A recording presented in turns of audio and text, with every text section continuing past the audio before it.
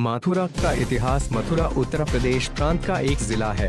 मथुरा एक ऐतिहासिक एवं धार्मिक पर्यटन स्थल के रूप में प्रसिद्ध है।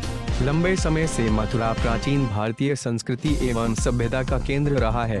भारतीय धर्म, दर्शन, कला एवं साहित्य के निर्माण तथा विकास में मथुरा का महत्वपूर्ण योगदान सदा से रहा है। आज भी महाकवि सूरदास, संगीत के आचार्य स्वामी हरिदास, स्वामी दयानंद के गुरुवार स्वामी विरजानंद, कबीर खान आदि महान आत्माओं से इस नगरी का नाम जुड़ा हुआ है। मथुरा को श्री कृष्ण जन्मभूमि के नाम से भी जाना जाता है। मथुरा भगवान कृष्ण की जन्मस्थली और भारत की परम प्राचीन तथा जगत विख्यात नगरी है। शूरसेन देश की यहाँ राजधानी थी। पौराणिक साहित्य में मथुरा को अनेक नामों से संबोधित किया गया है, जैसे शूरसेन नगरी, मधुपुरी, मधुंगरी, मथुरा आदि। भारतवर्ष का वह भाग जो हिमालय और विंध्याचल के बीच में पड़ता है, प्राचीन काल में आर्यावर्त कहलाता था। यहाँ पर पनपी हुई भारतीय संस्कृति को जिन धाराओं ने सींचा वे गंगा और यमुना की धाराएं थीं। इन्हीं दोनों नदियों के किनारे भारतीय संस्कृति के कई केंद्र बने और विकसित हुए।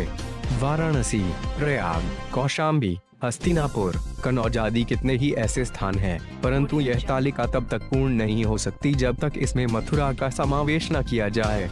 यह आगरा से दिल्ली की ओर और दिल्ली से आगरा की ओर क्रमशः 58 किलोमीटर उत्तर पश्चिम एवं 145 किलोमीटर दक्षिण पश्चिम में यमुना के किनारे राष्ट्रीय राजमार्ग 2 पर स्थित है।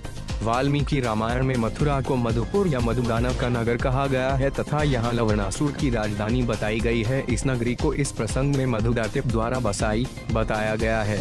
लवणासुर, जिसको शत्रुघ्न ने युद्ध में हराकर मारा था, इसी मधुदानव का पुत्र था।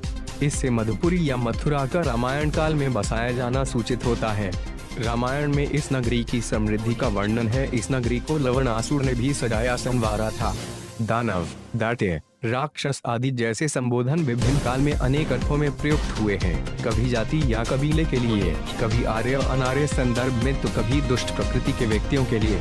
प्राचीन काल से अब तक इस नगर का अस्तित्व अखंडित रूप से चला आ रहा है।